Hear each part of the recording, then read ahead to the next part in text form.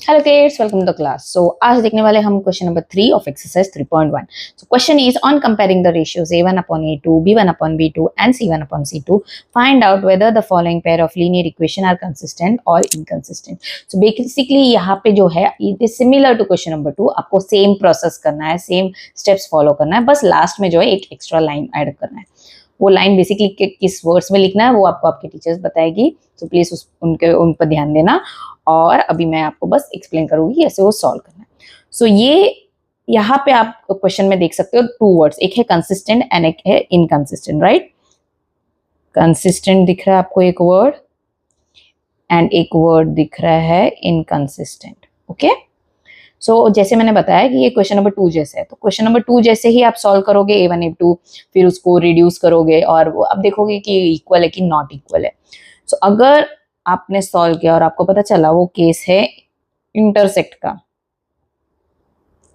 अगर वो केस है इंटरसेक्ट का या फिर कोइंसिडेंट का, तो वो हुआ कंसीडर कंसिस्टेंट। एंड अगर आपको केस मिला पैरेलल का, it is a tongue twister for me, parallel, ठीक है। तो if you get it as parallel, ठीक है, मेरे लिए वो टंग ट्विस्टर है, आई होप आपके लिए नहीं है वो। तो अगर वो केस हुआ पैरेलल का तो वो हुआ इनकंसिस्टेंट। ओके, सो ये आई होप आपको समझा हो। सो आपको बेसिकली सिर्फ एक लाइन लिखना है at the end. So let's start solving now. Okay, so question is 3x plus 2y is equal to 5, 2x minus 3y is equal to 7. So यहाँ पे एक small step add on होता है। यहाँ पे आप क्या देख रहे हो, is equal to 5 है and is equal to 7 है। आपको वहाँ पे is equal to 0 ले आना है। अभी कैसे करोगे, उसके लिए आपको 5 एंड 7 का जो प्लेस है वो चेंज करना है।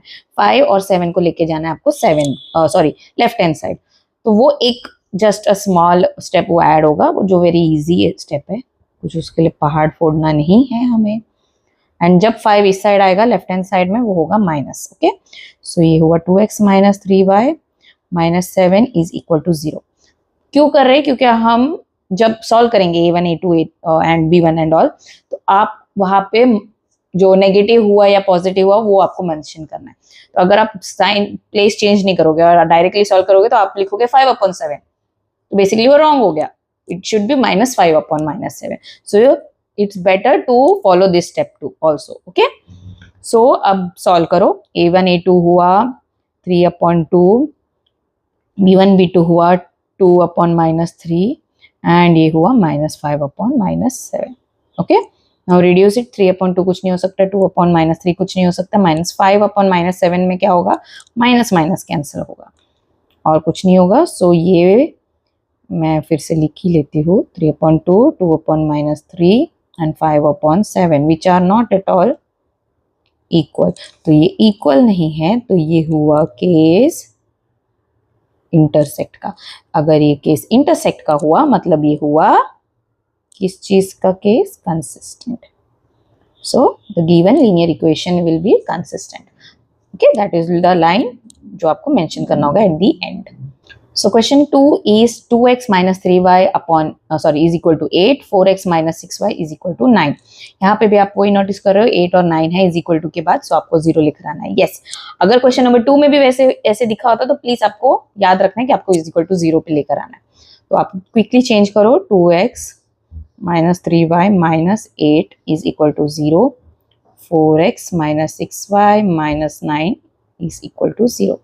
Now let's start a1 a2। so ये हुआ 2/4, ये हुआ -3/-6 और ये हुआ -8/-9। सो अब कैंसिलेशन करना है, रिड्यूस करना है, 1 जा 2 जा, माइनस माइनस कैंसिल, ये हुआ 1 जा, ये हुआ 2 जा, ये हुआ माइनस माइनस कैंसिल, 8 और 9 को कुछ नहीं कर सकते हैं। तो ये हुआ एट दी एंड 1/2 एंड 8/9। सो आप यहाँ पे क्या नोटिस कर रहे हो, ये हुआ इज इक्वल टू और ये हुआ नॉट इज इक्वल टू। याद है किस कौन है ये, यहाँ पे आप पैरेलल इक्वल टू साइन देख रहे हो फर्स्ट 2 में और बाद में not equal to, that is it is a case of parallel. And when it is case of parallel it is nothing but inconsistent। so the given two linear equation will be inconsistent। okay, तो ये हुआ question number 2। Question number three है 3/2x plus 5/3y is equal to 7, 9x minus 10y is equal to 14।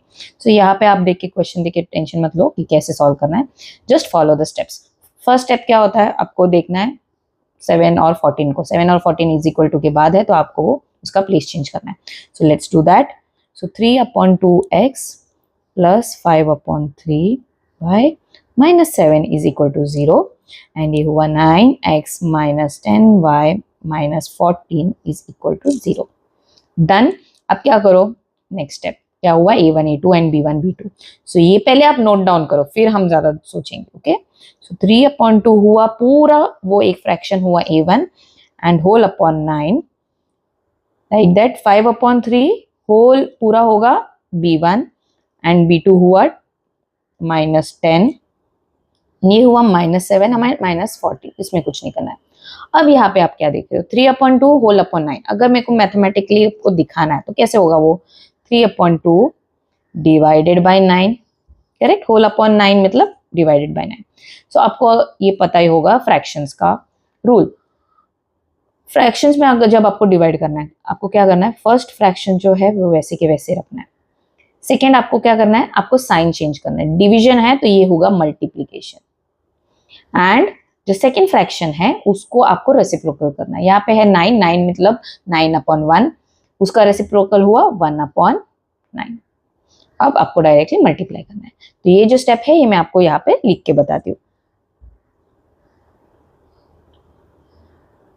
Okay, so ये होगा first fraction as it is, 3/2 वैसे ही हुआ, multiplication होगा और ये हुआ 1/9। अभी सेम चीज ये पूरा जो है ये हुआ a1/a2। अब हुआ दूसरा b1/b2 के पास जाएंगे तो वो हुआ first fraction as it is लिखो जो न्यूमरेटर में 5/3। डिवीजन है तो वो होगा मल्टीप्लीकेशन, -10 है तो वो होगा रेसिप्रोकल, वो होगा 1/-10। ओके, -7/-14 ऐसे ही कि वैसे ही लिखो। अब कैंसिलेशन करो, 3 1 जा 3 3 जा 5 1 जा, ये माइनस वैसे ही रखो तो ये हुआ -2, माइनस माइनस कैंसिल, ये हुआ 1 ये हुआ 2। अब लिखो ये हुआ 1। अभी आई होप आपको पता हो मल्टीप्लिकेशन कैसा है।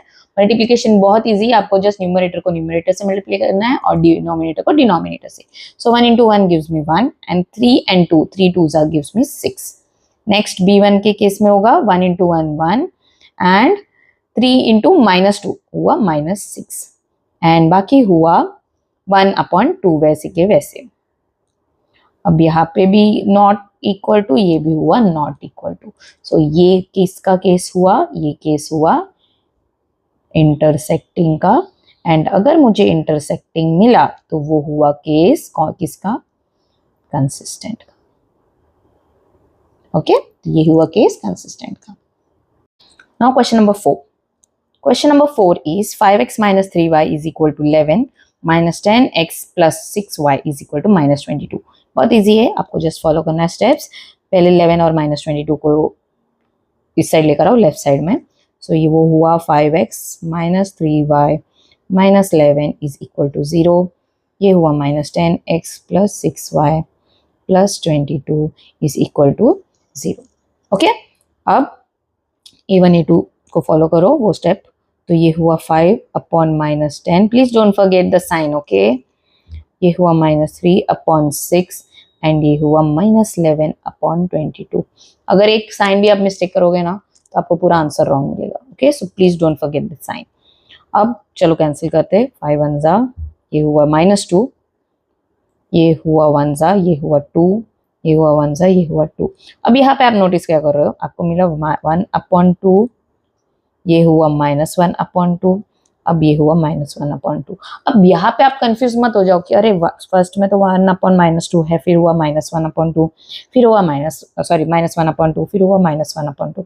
ये तो नॉट इक्वल, बिकॉज एक में ऊपर माइनस, फर्स्ट फ्रैक्शन में नीचे नेगेटिव है और बाकी दोनों में न्यूमरेटर नेगेटिव है। सो यहाँ पे आप एक चीज कर सकते हो, यहाँ पे आप क्या देख रहे हो, सब में एक चीज कॉमन है, दैट इज कोई तो न्यूमरेटर या डिनोमिनेटर में नेगेटिव नंबर है, तो आप क्या करोगे, आप उसको कॉमन लोगे। ओके, कॉमन लोगे, मैं यहाँ पे लिखती हूँ। तो ये आप जो है माइनस वो मिडल में लिखोगे जहाँ पे आप डैश लिखते हो।